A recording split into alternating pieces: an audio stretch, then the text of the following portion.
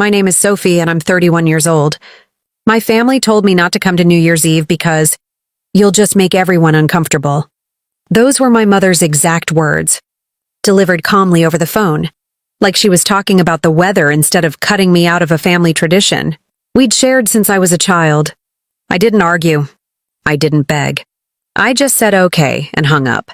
Then sat on the edge of my bed in my apartment, staring at the wall while the city outside prepared to celebrate without me. So I spent it alone in my apartment. The lights off, the TV muted, watching fireworks through the window like they belonged to another world. I told myself I was fine with it. I told myself I'd chosen this. But the truth was, it hurt more than I expected. At exactly 12:15 a.m., my phone rang. It was my brother. The moment I answered, I knew something was wrong. His breathing was uneven, sharp, and panicked, like he'd been running. His voice was shaking as he said, "Sophie, what did you do? Dad just saw the news and he's not breathing right." Those words hit me harder than any insult my family had ever thrown at me. I leaned against the kitchen counter, gripping the phone so tightly my fingers ached. "Slow down," I said. "What news? What are you talking about?" But before he could answer, my mind was already racing back through everything that had led to this moment. Because my family didn't ban me from New Year's Eve out of nowhere. This had been building for years. To them, I was the awkward one, the difficult one, the daughter who didn't fit the neat picture they liked to show the world. My parents loved stability, predictability, safe careers, safe lives. My brother followed the script perfectly. Corporate job, marriage by 30, suburban house. Meanwhile, I quit a good job at 26 to start my own company with nothing but savings and a stubborn belief that I could build something bigger. That was when the comments started. "You're being unrealistic. You think you're smarter than everyone else. You make people uncomfortable with your ideas." Family dinners became interrogations. Every holiday, someone would ask when I planned to get a real job again. When I stopped showing up as often, they said I was acting superior. When I did show up, they said my presence changed the mood. By the time New Year's Eve came around this year, the unspoken resentment finally turned into a clear message. Don't come. So I didn't. I toasted midnight with a glass of cheap champagne, standing barefoot on my kitchen floor. No hugs, no countdown. Just distant cheers drifting in through the glass.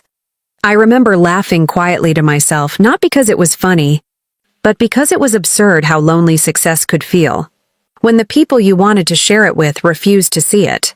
Then my phone rang. "Sophie," my brother repeated, his voice cracking. Dad was watching TV. There was a business segment. "Your company name came up. They said something about evaluation." He went pale.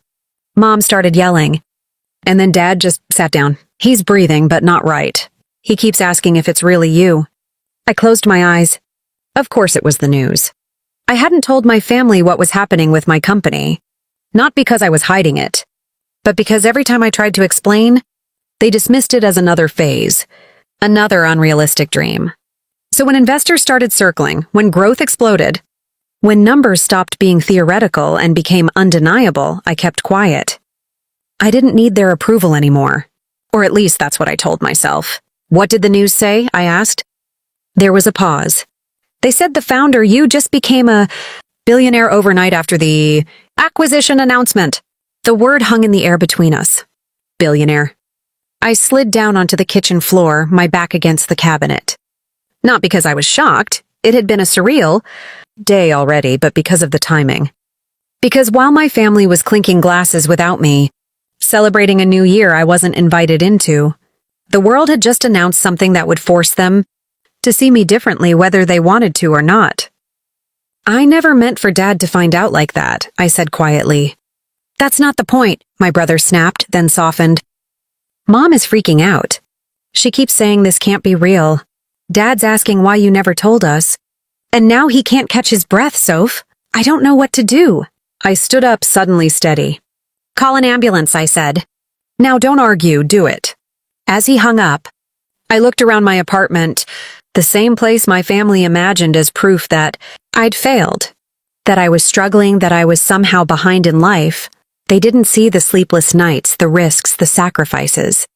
They didn't see the version of me who kept going even when no one clapped. I grabbed my coat, my keys, and my phone. They didn't want me at New Year's Eve because I made everyone uncomfortable. But now, whether they liked it or not, my absence and my success had just become impossible to ignore. And as I stepped into the cold night air, heading toward the family that had pushed me away, I knew this was only the beginning of what they were about to learn.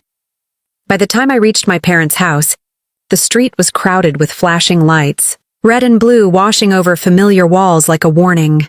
An ambulance sat in the driveway, its back doors open, and my mother's voice cut through the cold air before I even stepped out of the car. She was crying, half sobbing, half arguing with a paramedic, repeating my name like it was both a question and an accusation. Inside, my father sat on the couch with an oxygen mask pressed to his face, his chest rising unevenly, his eyes wide and unfocused. When he saw me, he tried to sit up, panic flaring again, and one of the paramedics gently pushed him back down, telling him to breathe slowly. My brother stood off to the side, pale and shaken, and for a brief moment no one spoke, as if my presence itself had sucked the air out of the room. Dad's eyes never left me. Even with the mask on, his voice was rough when he managed to speak. "Is it true?" he asked. "What I saw on the news." "Sophie, is that really you?" The room felt too small, the years of silence and judgment pressing in from every corner. I nodded once. "Yes," I said. "It's true." My mother's crying stopped abruptly, replaced by a sharp inhale. "A billionaire?" she whispered, like the word might break something if said too loudly. I didn't correct her, didn't soften it, didn't dress it up. "Overnight," I said, because that was what the headline had said. Even though we all knew it was the result of years, no one in this room had bothered to ask about. The paramedics exchanged a look, relieved that my father's breathing was starting to steady. They said it was a panic attack triggered by shock, and that he'd be okay but needed rest. When they left, the house fell into an uneasy quiet. My mother motioned for me to sit, then stopped herself, as if unsure whether she was allowed to make that gesture anymore. Dad pulled the mask away, his voice calmer now but heavy. "Why didn't you tell us?" he asked. Not angrily, confused, hurt. I felt something inside me tighten. "I tried," I said. "For years. Every time I talked about my work, you told me it wasn't real, that it made people uncomfortable, that I was embarrassing myself." My brother looked down at the floor. My mother opened her mouth, then closed it again. Dad swallowed. "We were worried about you," he said. I let out a short, humorless laugh. "You banned me from New Year's Eve," I replied. "You told me not to come because I'd make everyone uncomfortable." I spent it alone in my apartment. And at exactly 12:15 a.m., my brother called because you saw the news and couldn't breathe. The words hung there, undeniable. My mother sank into a chair, covering her face. "We didn't know," she said. "We didn't understand." I stepped closer. "That's the problem," I said softly. "You never tried to." Dad looked older than I remembered, smaller somehow. "I thought success looked a certain way," he admitted. "I thought if you weren't following the path we knew, you were lost." He paused, eyes glistening. I was wrong. Hearing that didn't erase the years of distance, but it cracked something open. Not relief. Not forgiveness. Just honesty, finally. They asked questions then. Real ones about the company. About how it started. About how close I'd come to failing. For the first time, no one interrupted me with advice or warnings. They listened. And as I spoke, I realized something important. Their approval didn't feel as powerful as I'd imagined. I didn't feel completed by it. I felt unchanged. Still me. Still the woman they'd told to stay away. When I stood to leave, my mother reached for my hand.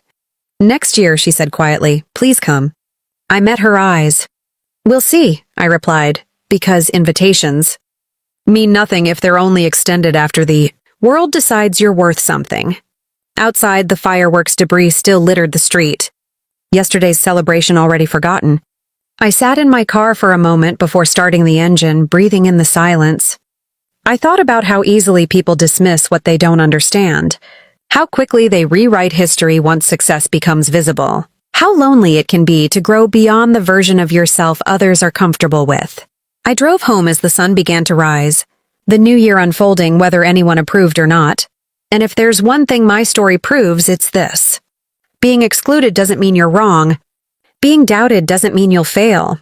And sometimes the people who tell you that you make everyone uncomfortable are just uncomfortable with the idea that you might outgrow them.